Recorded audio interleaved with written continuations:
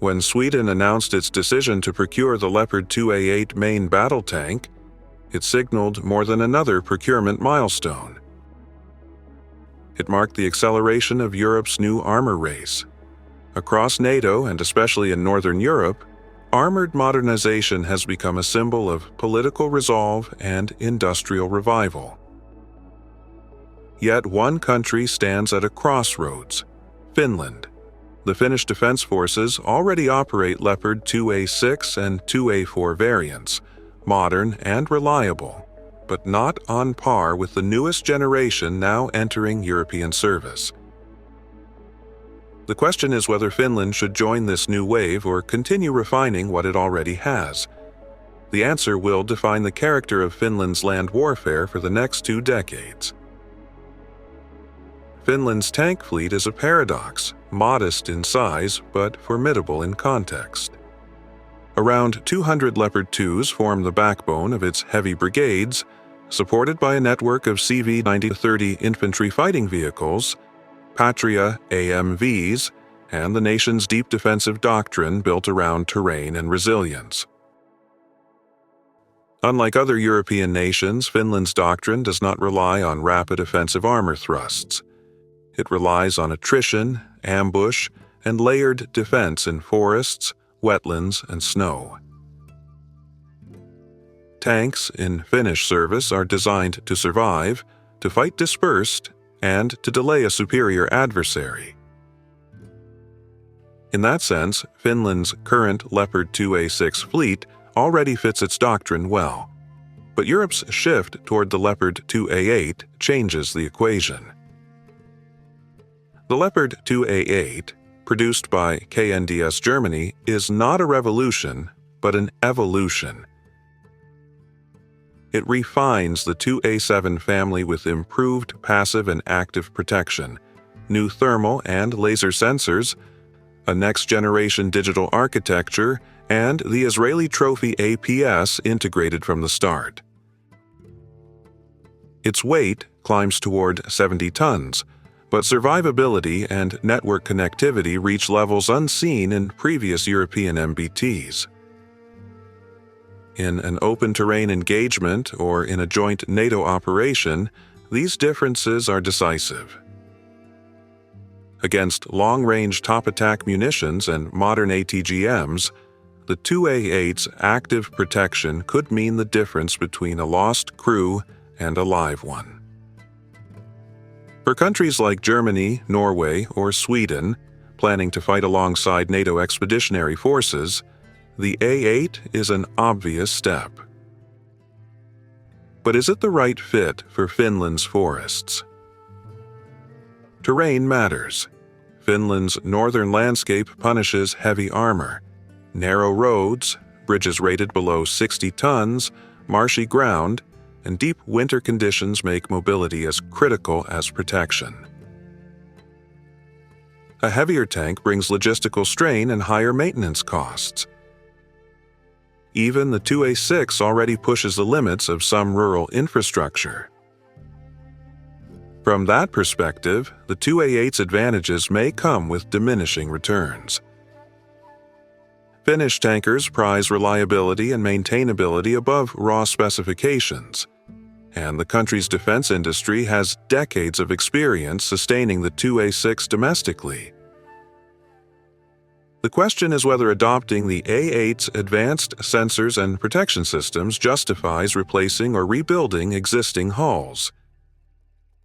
One option is a hybrid path, upgrading the current Leopard 2A6 fleet to a near A8 standard. Germany and other NATO partners already discuss modernization kits that retrofit the Trophy APS, digital fire control computers, and thermal imagers onto existing hulls. For Finland, such an approach offers a familiar logistic base and avoids the enormous capital cost of new-built tanks.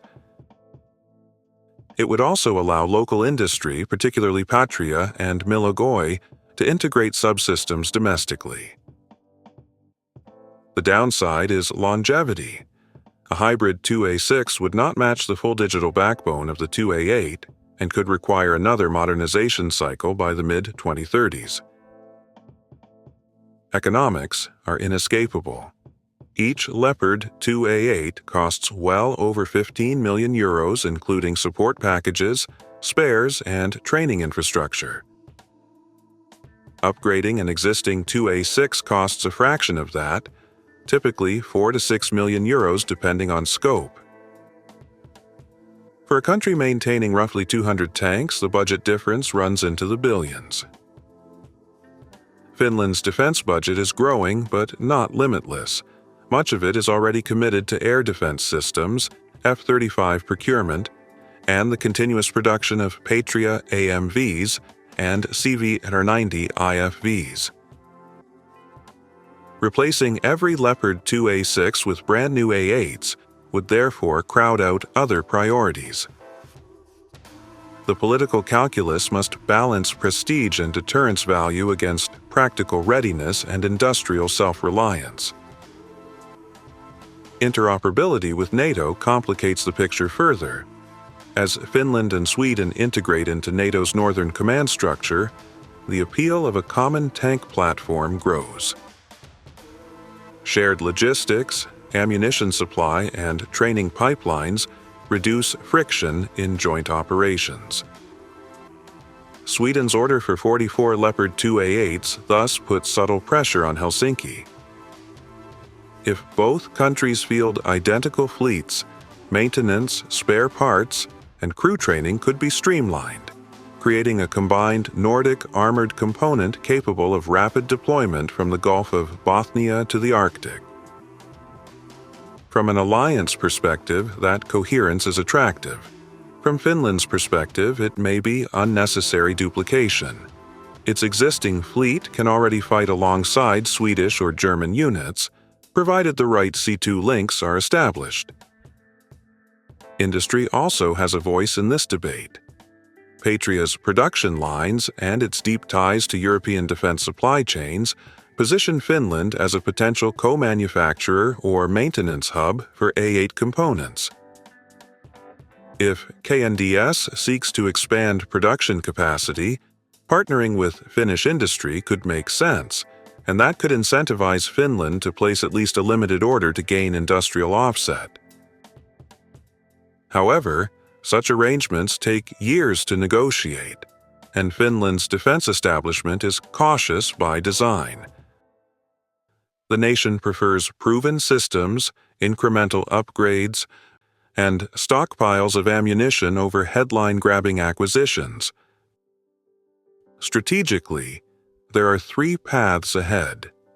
The first is a full adoption of the 2A8, a political statement that Finland intends to stand shoulder to shoulder with the most modern armored forces in Europe. The second is the pragmatic modernization route. Upgrade existing 2A6s while investing the savings into CV-90 expansions, reconnaissance drones, and air defense. The third is doctrinal. Shift emphasis entirely toward highly mobile, mechanized infantry, leaving heavy armor as a secondary deterrent. Each path reflects a different interpretation of Finland's strategic identity, either as a frontline heavy armor player or as a resilient, terrain-optimized defender. The consequences reach beyond Helsinki.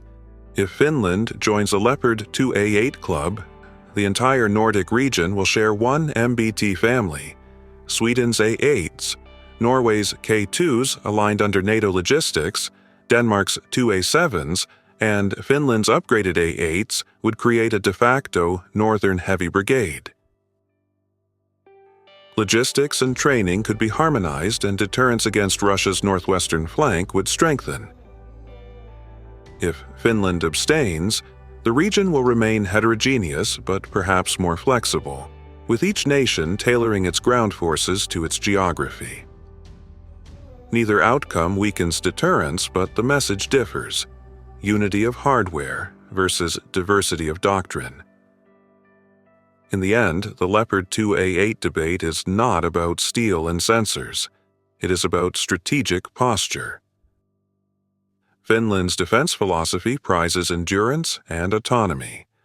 Buying the A8 may project solidarity but could undermine that self-reliant equilibrium. Modernizing existing tanks keeps the industrial base active and the budget balanced. Yet, in an era when symbolism matters as much as capability, political leaders might still decide that joining the A8 wave carries intangible deterrent value, showing Moscow that the Northern Front is not just cohesive, but modernized to the highest NATO standards. Looking forward to 2030, the likely outcome is incremental convergence. Finland will probably pilot a limited modernization program, perhaps upgrading part of its fleet with A8-level subsystems while retaining most 2A6s in service.